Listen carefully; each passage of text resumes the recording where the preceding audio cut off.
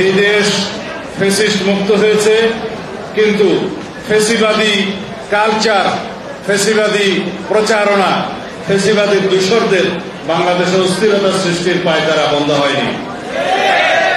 আমরা যদি সবাই ঐক্যবদ্ধ থাকি এবং ফ্যাসিবাদ বিরোধী যে জাতীয় ঐক্য গঠিত হয়েছে, এটাকে আমরা সবাই ঊর্ধ্বে তুলে ধরে আমাদের জীবনে এই ফ্যাসিবাদ বিরোধী ঐক্যকে যদি এই জাতীয় জীবনে শক্তিতে রূপান্তরিত করে এই জাতিকে এগিয়ে নিয়ে যেতে চাই, তাহলে ইনশাআল্লাহ আমরা কামিয়াব হব।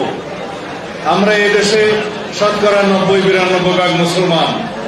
এই দেশের মুসলমানরাই সবচেয়ে নির্যাতিত ছিল ফ্যাসিস্ট হাসিনার সময়ে। এদেশের আলেম সমাজরাই সবচেয়ে নির্যাতিত ছিল ফ্যাসিস্ট হাসিনার সময়ে। সুতরাং আমাদেরকে লক্ষ্য রাখতে হবে, ইসলামের শিক্ষা অনুযায়ী বাংলাদেশে আমরা সবাই হিন্দু, বৌদ্ধ, খ্রিস্টান, মুসলমান সবার মধ্যে একটা একতা, সবাই যেন আমরা সিটিজেন হিসেবে এই দেশে বসবাস করতে পারি।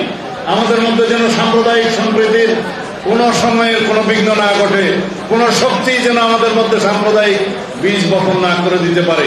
এদেশে যারা মুসলিম, যারা সংখ্যালঘু হিসেবে পরিচিত, তাদেরকে যেন আমরা সংখ্যালঘু না বলি, আমরা সাংবিধানিকভাবে সকল নাগরিককে যেন নাগরিকই বলি, সবাই যেন সাংবিধানিকভাবে সিটিজেন হিসেবে এই দেশে বসবাস করতে পারি, সেই রকম একটা আবহ পরিবেশ আমাদেরকে নিশ্চিত করতে হবে।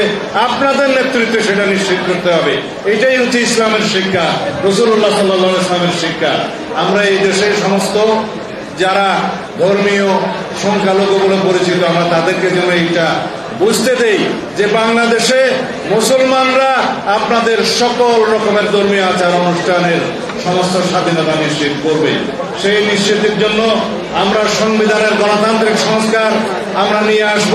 সমস্ত সাংবিধানিক এবং গণতান্ত্রিক প্রতিষ্ঠানকে এইভাবে শক্তিশালী করতে হবে যাতে বাংলাদেশের কোন রকমের কোন সিটিজেনের শুধুমাত্র ধর্মীয় পরিচয়ে কাউকে নির্যাতিত না হতে হয়, শুধুমাত্র অন্যান্য কোন ধর্ম, জাতি, গোষ্ঠীর পরিচয়ে যেন বাংলাদেশে কারো উপরে কোন রকমের পক্ষপাতিত্ব না করা হয়।